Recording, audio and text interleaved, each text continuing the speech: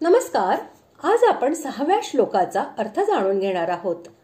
श्लोक 6. पश्यादित्यान् वसून् रुद्रान् अश्विनो मरुतस्तथा बहून्यदृष्टपूर्वाणि पश्याश्चर्याणि भारत. श्लोकाचा अर्थ: हे भरतवंशी अर्जुना, माझ्यामध्ये अदितीच्या 12 पुत्रांना, 8 वसूंना, 11 रुद्रांना, 2 अश्विनी कुमारांना आणि 49 मरुद्गणांना पहा. तसेच आणखीही पुष्कळशी यापूर्वी न पाहिलेली आश्चर्यकारक रूपे पहा.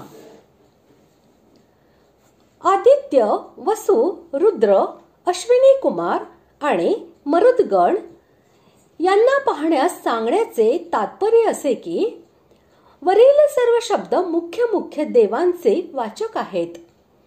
त्यांची नावे घेऊन भगवंतांनी सर्व देवांना आपल्या विराट रूपामध्ये पाहण्याची अर्जुनाला आज्ञा दिली आहे. त्यांच्यापैकी आदित्य आणि मरुद्गण यांचे विवरण 10व्या अध्यायातील 21व्या श्लोकात, तसेच वसु आणि रुद्र यांचे विवरण 23व्या श्लोकामध्ये केले आहे, म्हणून येथे त्यांचा विस्तार दिलेला नाही.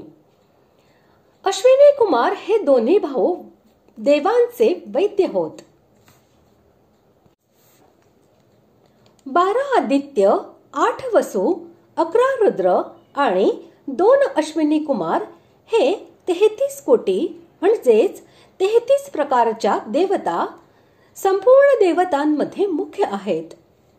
मरुद्गणांचे ही नाव देवतांमध्ये येते, परंतु ते 49 मरुद्गण या 33 प्रकारच्या देवतांपेक्षा वेगळे मानले जातात, कारण ते सर्व दैत्यांपासून देव बनलेले आहेत. म्हणून भगवंतांनीही तथा हे पद देऊन मरुद्गणांना वेगळे असे म्हटले आहे. जी दृश्ये पूर्वी कधी पाहिली नसतील त्यांना अदृष्टपूर्व असे म्हणतात.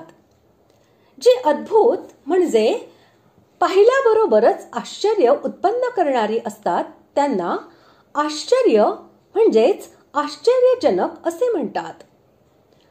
बहुनी हे विशेषण अधिक संख्येचे बोधक आहे. अशी पुष्कळशी पूर्वी कुणीही न पाहिलेली आश्चर्यजनक रूपे पाहण्यास सांगून भगवंतांनी असे दाखविले आहे की ज्या वस्तू तू किंवा इतर कुणीही आजपर्यंत कधीही पाहिल्या नाहीत त्या सर्वच तू माझ्या या विराट रूपात बघ.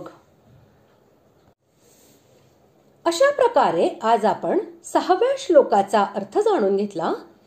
पुढील भागात आपण 7व्या श्लोकाचा अर्थ जाणून घेणार आहोत.